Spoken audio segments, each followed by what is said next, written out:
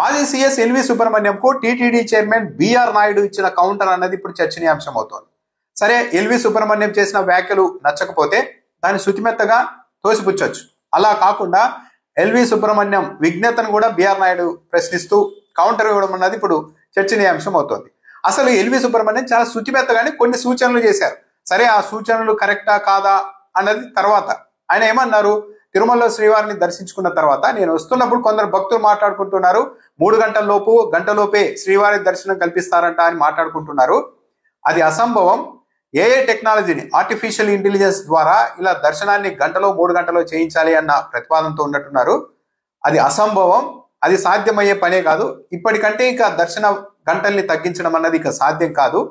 AI technology పేరుతో డబ్బులు వృధా చేయవద్దు, ఆ పని చేయడం కూడా క్షేమకరం కాదు అని కూడా చెప్పారు. అంటే మరి ఏ ఇంటెలిజెన్స్ ద్వారా చేయకూడని పనులను ఏమైనా ప్రయోగాలు చేస్తున్నారనే సమాచారం ఎల్వి సుబ్రహ్మణ్యంకు ఉందో ఏమో కానీ ఆయన అయితే దీన్ని ఖండించారు. ఇది డబ్బు వృధా, అసలు చేయకూడదు. ఏఐని గ్రహించుకునే శక్తి మానవుడికి ఎంత ఉన్నప్పటికీ కూడా ఇలాంటి చోట్ల ఆ పని కరెక్ట్ కాదు అని చెప్పారు. పెద్దల్ని నేను విజ్ఞప్తి చేస్తూ ఉన్నాను, ఈ ఏఐ టెక్నాలజీని వాడాలన్న ఆలోచనని విరమించుకోండి ఇక్కడ అని చెప్పారు. సరే, ఏఐ టెక్నాలజీని వాడడం కరెక్టా కాదా అన్నది తర్వాత అంశం, ఎవరి వాదనలు వాళ్ళకుంటాయి. దీనిపైన BR Naidu, TTD chairman BR Naidu స్పందించిన తీరే చాలా ఘాటుగా ఉంది. ఇక్కడ ఇంకో విషయం కూడా చెప్పుకోవాలి. ఎల్వి సుబ్రహ్మణ్యం వైఎస్ఆర్ కాంగ్రెస్ పార్టీని ఓడించడంలో తన వంతు సాయం కూడా మాట సాయం చేశారు. వైఎస్ఆర్ కాంగ్రెస్ పార్టీకి వ్యతిరేకంగా ఎల్వి సుబ్రహ్మణ్యం కూడా చాలా ఘాటుగా వ్యాఖ్యలు చేశారు. జగన్మోహన్ రెడ్డి వ్యక్తిత్వాన్ని ప్రశ్నించేలాగా కూడా కామెంట్లు చేశారు. అప్పుడు ఇదే టీవీ5, ఇదే ఏబిఎన్, ఈ ఛానల్లో ఆయన ఇంటర్వ్యూలు కూడా ప్రసారం చేశారు. ఆయనతో డిబేట్లు కూడా చేశారు.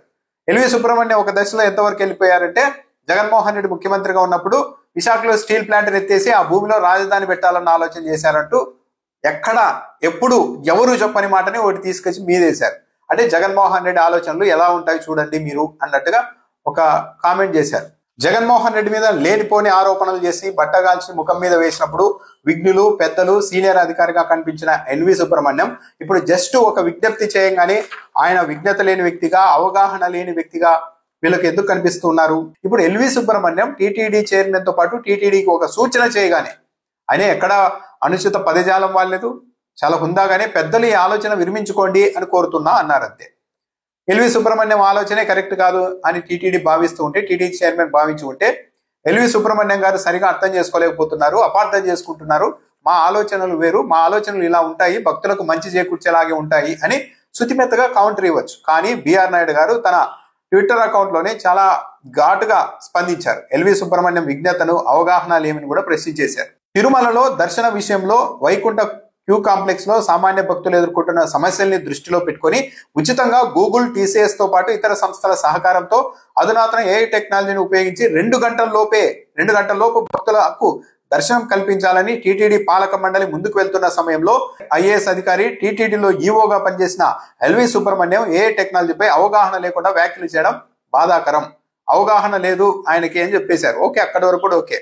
శ్రీవారిని క్షణకాలం పాటు దర్శించుకునేందుకు సామాన్య భక్తులు ఎదుర్కొంటున్న జాప్యాన్ని, ఇబ్బందుల్ని తగ్గించాలనే ఉద్దేశంతో ఆర్టిఫిషియల్ ఇంటెలిజెన్స్ టెక్నాలజీ ద్వారా సాధ్యమైనంత త్వరితగతిన భక్తులు స్వామివారి దర్శనం పూర్తి చేసుకునేలాగా ఏ సాంకేతికత సహకారం అందించేందుకు గూగుల్, టీసీఎస్ తదితర ప్రముఖ సంస్థలు పనిచేస్తున్న తరుణంలో భక్తుల్లో గందరగోళం సృష్టించేలా ఒక సీనియర్ అధికారిగా పనిచేసిన అనుభవం ఉన్న మీరు తిరుమలలో ఏఐ టెక్నాలజీ నిరుపయోగమని వ్యాఖ్యలు చేయడం సమంజసం కాదు. టీటీడీ దాతల సహకారంతో ఉచితంగా చేస్తున్న పనిని కూడా వృధా అని అనడం ఆయన విజ్ఞతకే వదిలేస్తున్నా. ఇక్కడ ఎల్వి సుబ్రహ్మణ్యంకు విజ్ఞత ఎంత ఉంది అని ప్రశ్నించేశారు. భక్తులను గంటలు, రోజుల తరబడి షెడ్లలో, కంపార్ట్మెంట్లలో బంధించి భక్తులు పడిగాపులు కాయడం మంచిదా? భక్తుల ఇబ్బందుల్ని తొలగించేందుకు ఏఐని తీసుకురావాలని నిర్ణయించాం. ప్రపంచం మొత్తం ఏఐ టెక్నాలజీ ఉపయోగిస్తున్న తరుణంలో టీటీడీలో కూడా ఏఐ టెక్నాలజీ వాడడంలో ఎలాంటి తప్పు లేదు. ఏఐ టెక్నాలజీకి స్పష్టి పలకమని మీరు చేసిన వ్యాఖ్యలు సబబు కాదు, పూర్తిగా ఖండిస్తున్నానని కూడా బిఆర్ నాయుడు గారు టీటీడీ చైర్మన్ అయిన తర్వాత, తెలుగుదేశం పార్టీ అధికారంలోకి వచ్చిన తర్వాత తిరుమలలో గొప్ప మార్పులు జరుగుతాయి, మార్పులన్నీ ఇక్కడుంటే మొదలవుతాయని చెప్పారు. కానీ తెలుగుదేశం పార్టీ అధికారంలోకి వచ్చిన తర్వాత తిరుమలలో పరిస్థితి మరింత దారుణంగా తయారైంది అన్న విమర్శలు కూడా ఉన్నాయి. మొత్తం విఐపీలకు పెద్దపీట వేస్తూ ఉన్నారు, మొత్తం బ్రేక్ దర్శనాలను ఎక్కువ చేయిస్తూ ఉన్నారు. గతంలో 3-4 వేలు ఉంటే ఇప్పుడు 8,000 9,000 వరకు వెళ్ళిపోతున్నాయని చెప్తున్నారు. దానివల్ల సామాన్య భక్తులు ఇంకా ఎక్కువగా ఎదురు చూడాల్సిన పరిస్థితి వచ్చింది అని చెప్తున్నారు. అలాంటి వాటిని మీద కూడా చర్యలు తీసుకోవాలి బిఆర్ నాయుడు గారు. ఎందుకు ఎక్కువ విఐపీలకే వెళ్తోంది, సామాన్య భక్తులకు ఎందుకు ఎక్కువ టైం పడుతుంది అన్న దాని మీద కూడా సమాధానం చెప్పాలి. సరే, భక్తుల సౌకర్యార్థం ఏ టెక్నాలజీని వాడాలి అనుకుంటే దాన్ని ఏం తప్పు పట్టలేం. అయితే ఎల్వి సుబ్రహ్మణ్యం చెప్తున్నది ఏంటంటే ఇది క్షేమకరం కాదు అని చెప్తున్నారు. మరి అంటే ఏమన్నా ఆలయ నిబంధనలకి నియమాలకు విరుద్ధంగా కూడా ఏమన్నా ఏ టెక్నాలజీని వాడబోతున్నారా? ఎల్వి సుబ్రహ్మణ్యం ఎందుకు ఆ వ్యాఖ్యలు చేశారు ఏంటి అన్నది టీటీడీ ఒకసారి పర్సనల్ గా ఆయన అడిగి తెలుసుకోవాల్సి. అలా కాకుండా మొన్నటి వరకు ఆయన్ని రాజకీయంగా కూడా ఓ విధంగా వాడుకొని వైఎస్ఆర్సీపీకి వ్యతిరేకంగా వాడి ఇప్పుడు ఆయన తన అభిప్రాయాన్ని వ్యక్తం చేయగానే ఆయన అవగాహన లేదు అన్నట్టు, ఆయనకు విజ్ఞత లేదు అన్నట్టు ఖండిస్తున్నాం, పూర్తిగా ఖండిస్తున్నాం అంటూ ఇంత ఘాటుగా టీటీడీ చైర్మన్ స్పందించడం బట్టి ఎవరైనా తమకు వ్యతిరేకంగా ఒక్క మాట మాట్లాడితే తాము ఏ స్థాయిలో స్పందిస్తామో ఇంకోసారి చూపెట్టాలనుకున్నారా?